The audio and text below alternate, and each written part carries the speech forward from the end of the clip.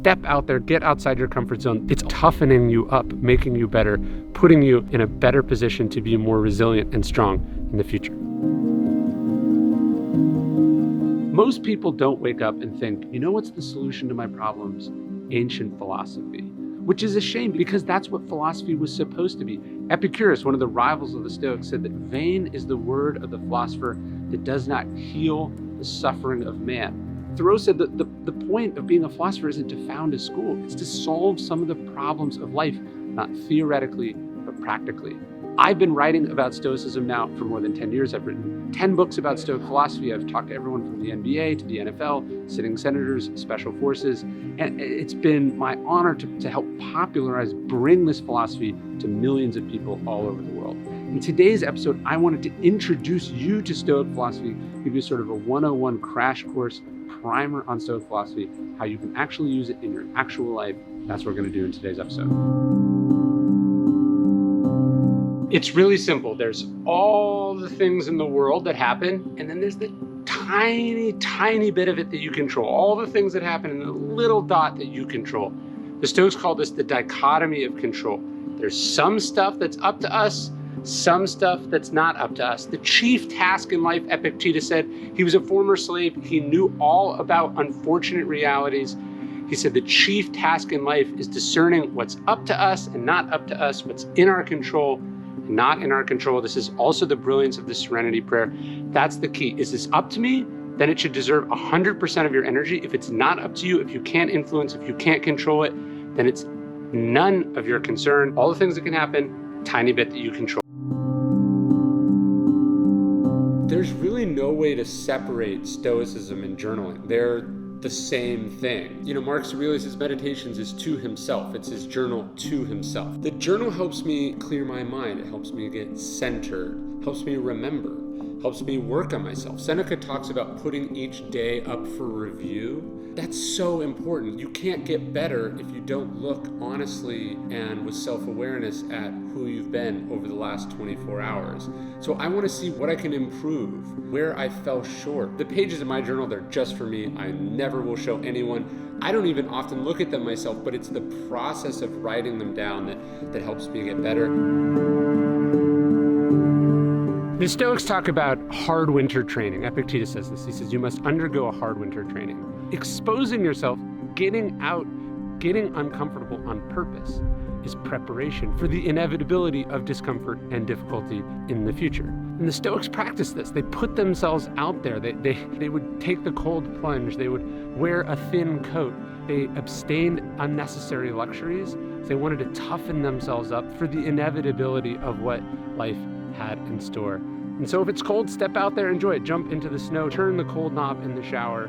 Like, step out there, get outside your comfort zone. It's toughening you up, making you better, putting you in a better position to be more resilient and strong in the future. How we see things, of course, matters. The Stoics say that our life is dyed by the color of our thoughts. The way we see things, the story we tell ourselves about things, that's the first and in some ways the most important step. The idea is that the world is objective. There really is no such thing as good or bad, that is positive or negative. Shakespeare says, neither good nor bad, but thinking makes it so. Events are objective. We tell ourselves what they mean. We make up a story about them, right? There's no such thing as a bear market or a bull market, good weather or bad weather. There's just weather. There's just the market. Our job as humans is to respond to that. Now, of course, we put names on these things so we have a helpful way of seeing them, but we have to understand that the way we see them and the story we tell ourselves about them determines what we're going to be able to do about them. So if you focus on the fact that something is unfair, that something is not your fault, that something sucks, right? That something is impossible, insurmountable, right? These words have a kind of self-fulfilling prophecy to them. My favorite exercise from the Stoics is, and the most beautiful lines from the Stoics, it's not Marcus Aurelius describing the Colossus of Rhodes or, the aqueducts or the Colosseum.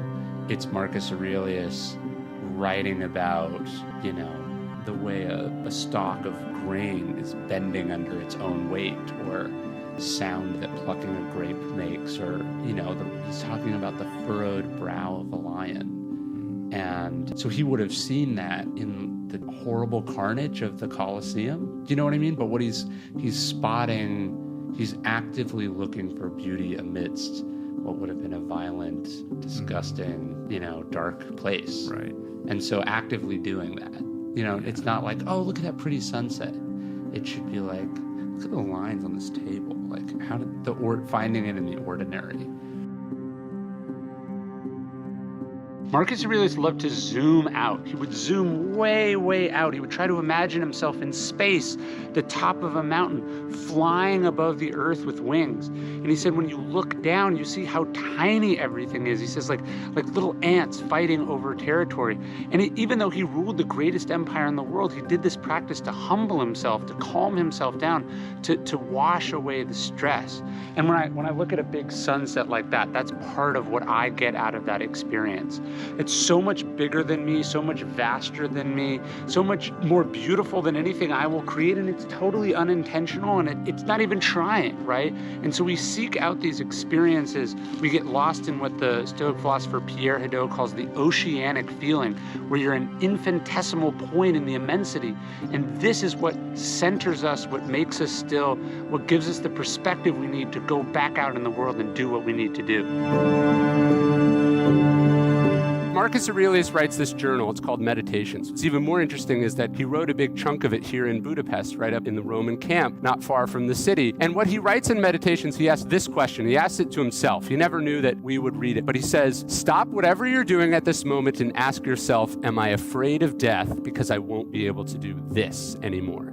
And by this, he means what we spend so much of our time doing. Are you afraid of death because you won't be able to play video games anymore? Because you won't be able to watch pornography on your computer? Because you won't be able to argue with people you don't know on the internet? Because you won't be able to sit on your couch and get drunk or high? These are not reasons to be afraid of death. You shouldn't be afraid of death at all, he's saying. But what you definitely shouldn't do is be afraid of death.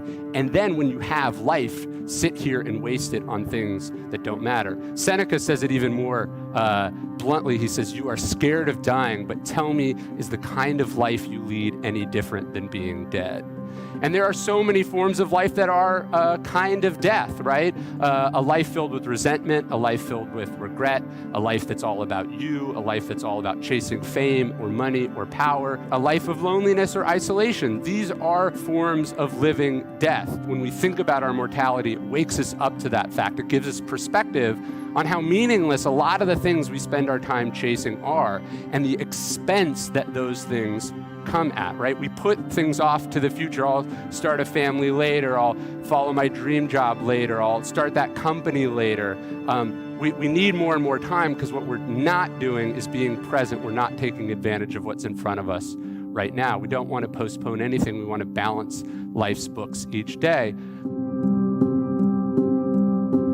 You take away power over events by expecting them, Seneca says. It's what catches us off guard, what we refuse to prepare for, what we refuse to think about. That's what lands heaviest. So the Stoics practice Premeditatio Malorum, so they're prepared, so they can take advantage in advance of the opportunity to plan, prepare, to be resilient, to stiffen themselves up so the blows of fate don't land unexpected and unnecessarily hard. Moving forward begins with one thing, always, acceptance.